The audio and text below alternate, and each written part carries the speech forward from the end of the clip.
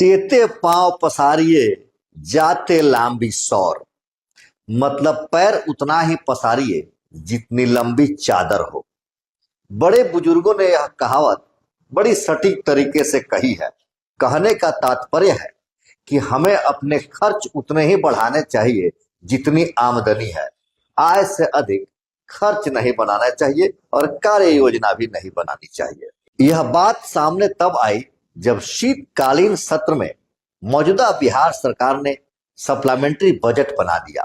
Budget तो सरकार ने बना लिया, लेकिन उस बजट को पूरा कैसे किया जाए सरकार यह समझ ही नहीं पा रही है। दरअसल बिहार विधानसभा चुनाव 2025 के पहले नीतीश सरकार ने कई तरह की सुविधाएं लोगों को दी।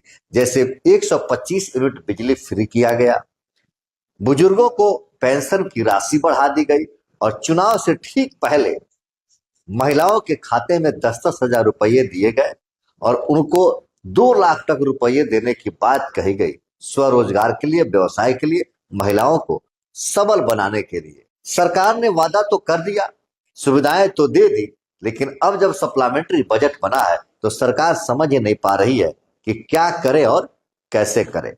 हालांकि सरकार चाहे तो अपने उस वादा को भूल सकती थी जो महिलाओं को 2-2 लाख रुपये देने की बात हुई थी, लेकिन सरकार भूले भी तो कैसे, क्योंकि जैसे ही सरकार में बैठे लोगों को इसकी भनक लगी कि जन स्वराज के सूत्रधार प्रशांत किशोर की अगली चाल क्या है।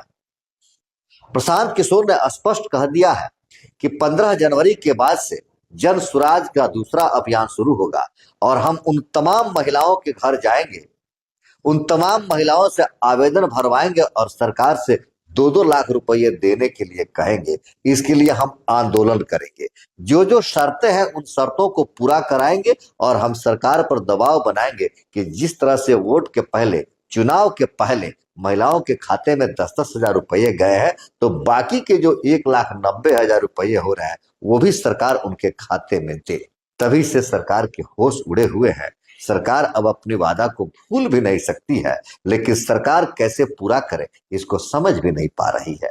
वर्तमान परिस्थिति में अब बिहार वासियों के लिए आने वाला नया साल महंगाई का साल होगा। इस साल में आपकी भी बजट बढ़ेगी, सरकार की भी बजट बढ़ेगी और महंगाई की मार आपकी कमर तोड़ेगी। बहुत कुछ महंगे होंगे, जैसे बिजली का रेट महंगा हो जाएगा, जमीन का खरीद बिक्री रेट महंगा हो जाएगा, मकान बनवाने के सामान महंगे हो जाएंगे। ये सारी चीजें महंगे इसलिए होंगे क्योंकि शीतकालीन सत्र में लगभग एक सप्ताह के सत्र के दौरान सरकार ने 91,717 करोड़ रुपए के बजट को मंजूरी दी है, पास की है और अब सरकार उसको धरातल पर लाना चाहती है। लेकिन सरकार के पास उतने पैसे कहां से आएंगे, ये बजट पूरा कैसे होगा? इसी बजट को पूरा कराने के लिए अब सरकार आपके, हमारे और बिहार के तमाम लोगों के ऊपर दबाव बनाएगी। महंगे होंगे और महंगाई का दर बिहार में बढ़ेगा।